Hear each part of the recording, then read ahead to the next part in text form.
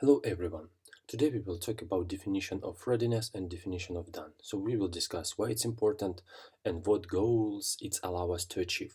So first of all, when we have some user story created and prior than it will be assigned to the specific team member for him to be able to complete it, we need to make sure that we specify definition of readiness for our team to make sure that every user story, which is will be assigned to developer or to QA, actually is completed, right? And there will be no gray areas. So that means that all requirements will be documented, ICs are understandable. So that means that when the developer will read through them, there will be no, for example, not understandable words, no hidden areas or wherever, right? So everything should be understandable for the developer for him to be able to estimate and deliver that user story in time.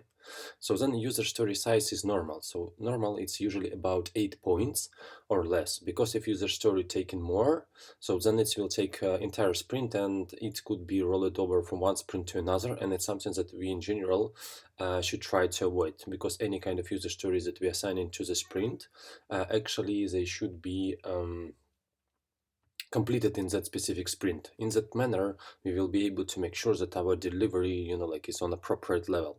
So then all visuals are provided. So that means that when we have a user story to develop some UI or wherever, so we need to have an understanding where will be buttons, in what order fields will be presented to the user and all this stuff, and how the spinner will look like. So that information, if it will be already present in the user story, it will give a developer, some confidence about what exactly he need to deliver, and it will not require then for him to rework. So let's imagine that he develop everything into one big form or one big screen, right? But the expectation from the business was to have it as an for example, guided flow, right, with a couple of screens. So in that case, there will be, let's say, different tool set in use, right? And there will be potentially different solutions. So that's why for us to not, let's say, rework something or not repeat, let's say, ourselves, but in different manner. So that's why it will be very good, to have understanding here that actually dev team and business team are actually aligned,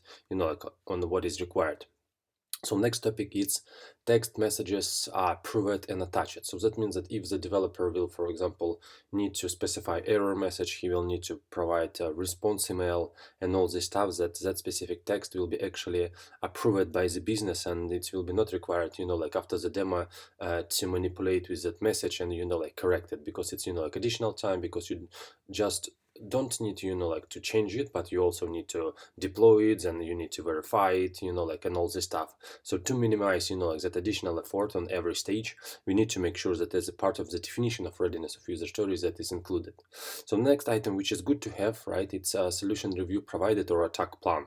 So usually when we have a technical leader of the team, so he can actually, make some key point notes about what developer need to use. Like, for example, if it was required to use some kind of integration with external service, so the technical leader could mention, hey, we already have, I don't know, like connected apps prepared, right? We have some basic class, so you could reuse, right? So it will be very helpful, and it will help the developer to speed up his work, right? So in that case, if it's a part of, let's say, your team definition of readiness, right, so then it will speed up work of the developers. So next item is estimate confirmed by the lead. So that means that sometimes in different teams we have different policies, and for example, if one of the team developer estimating it, right, but then when the lead doing some for example review and attack plan, so he could see, all right, so here we already have some predefined classes, so then it will be less, right? And the average let's say estimate between those two will be mostly appropriate one, right, for the specific situation, because we need to make sure that we deliver in appropriate time.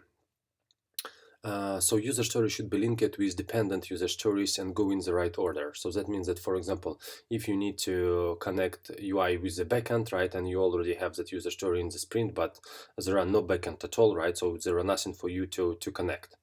And that's why, user story should be added into the appropriate time. And in general, if that user story have dependencies with other user stories in Jira, it should be linked for the developer and for QA testers to be able to get, additional context. So now let's let's jump here one more time to the definition of readiness. So definition of readiness, it's a, let's say, checklist defined for the specific team or for the specific company in order to be able to align on the quality of user stories which they actually accepting to be worked for developers or for QA team. So it depends, like you could also have definition of readiness for user stories for different departments, for different roles, and so on and so forth. So definition of readiness allowing us to make sure that the quality of user stories that we are taking to the board is actually on appropriate level. So next topic that we will discuss, it's related to definition of done. So definition of done, it's actually, let's say, also kind of a checklist or a policy or alignment, right, which helping us to understand when we could actually think about the specific user story as a completed user story. So that means what exactly needs to be done for us to make sure that that user story is 100% delivered, right? So what is, like our key points? So first of all, it's all changes should be committed to the JIT. So that means that nothing will be lost somewhere on some environment. Documentation is updated. So if we implemented a new feature or if we changed the flow of some logic, right? So we need to make sure that those changes are actually reflected in appropriate documentation. So then if we have for that specific changes some manual steps for us which are required to be executed when we moving that feature from one environment to another, they also need to be documented, because if it's not documented and just code move it from one environment to another, but then settings are not migrated, so that means that feature is not fully functional, right? So that means that it's a bug, right? And something was missed in the process. So that means that for us to not, let's say, lose that visibility, right? And to make sure that there will be no additional bugs where, like it will be additional investigation, additional QAs and to confirm, right? So it's all waste of our time. So that's why developers, right, or QA, depending on where, we have a definition of done defined, need to make sure that everything is done and everything is added into the list, run list, if it's manual step. So then we have changes validated by the team technical leader. So without it, our changes in general should not be a part of the JIT, and technical leader of the team should understand that those changes are actually, like accordingly to best practices, that there will be no null pointers and, like all, like basic errors. So then he needs to take a look that it's accordingly to the company policy, corporate code guideline. So about this, we have another video on the channel. And that everything is looking good in terms of the technical perspective, right? To avoid, like number of bugs that could be here later. Like, for example, if there was some kind of list of records selected and then on that list of records there are manipulations, right? And if there are no check for the size of that list and there will be potential null pointers, so some, let's say, technical expert with some experience should be able to see those, like items already up front, and he should alarm, right? And it's better to make sure that code, like on the good levels, and like come back and fix the bug and again review and again retest. So you could see all of this kind of stuff, like eating our time. So when we are preparing a multi-language application, so we need to make sure that translation are actually provided or a custom labels are actually in use for us in order to be able to make a translation later. So automation tests are done. So this part is related to maybe a more QA department, right? For QA departments, there could be their own, let's say, definition of done, right? For example, test cases are prepared, automation tests are done, automation tests are green, right? So it might be items related to QA department. So like we mentioned it here, test cases are provided. So next topic, which is very important, I think, from my point of view, it's demo recorded. So let's imagine that you develop some feature, right? And it's related to some backend or wherever, integration with something, and you show it at one time to the business or to QA. So then, like in 1 week, you need to show it to the BA. So then you need to show it to somebody else. And then, like in a half of a year, once there will be general demo of everything, you need to remind yourself, or even if some developer will leave the team, so other guys will need to investigate how that feature is work, right? And usually it's required to investigate the code, see how to interact with UI and all this stuff. So because of this, I highly recommend to add that demo recording as a part of the definition of done. So when you have it in the user story attached, it always easy, like to go and see, like how it's behaved. So it's not so, let's say, hard, right? So it's, if you just develop it, so it will be, let's say, 5-10 minutes for you just to record it and attach it to the user story. It's, let's say, less effort that you are spending in the beginning than, like the big effort when you need to remind yourself or other team members need to remind, like what was done in that specific user story afterwards. and then make sure that communication are done prior to the big changes. So let's imagine that there was changes, for example, which are required for you to be done. For example, activate some critical update of Salesforce platform, or for example, change global or work wild email address, or change sharing model in the specific logic.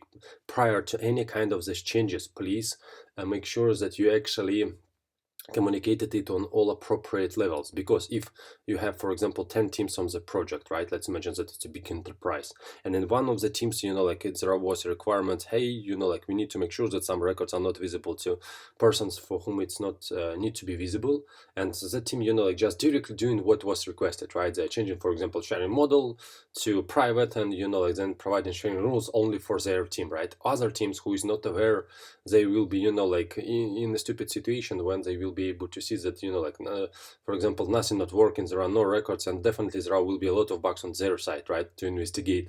And you could imagine how big it will be effort from different team to investigate from their side, then to communicate back, right, prepare a solution, then test it again. So a lot of effort. So that's why those kind of items are actually really important for us to make sure that when we specify that that specific user story is actually done, so that means that all appropriate actions are actually completed. That specific checklist, is actually done, and we are in a good shape. So those two, definition of readiness and definition of done, really help us, to align on the quality of what we are actually producing as a team. So that means that each time when we have our delivery team, if delivery team will make sure that those two items are actually set up on the project, they will also make sure that everything going well on the project, that actual delivery on appropriate level, and it will have its positive, let's say, insights. It will reduce the number of calls, number of errors, right, because if there will be errors after some delivery, and it was previously tested and all was good, but now something is bad, right, so it definitely will be highlighted on the top level, right, and it will be, let's say, a big issue when let's say top managers will need to be included and discuss, hey, what is the problem with the delivery, and all this stuff. So other item, it's possibility to align on standards in different teams. So that means that if you have multiple teams, and there might be some internal teams, some external teams, or combination or whatever. So in that case, once we'll have that checklist defined, and if there will be, for example, BAs from different teams, right, they will be able to understand how user stories need to be created. If some person will leave the team and another one will be onboarded, there will be also, understandable process how user stories need to be prepared. So the same for developers, right?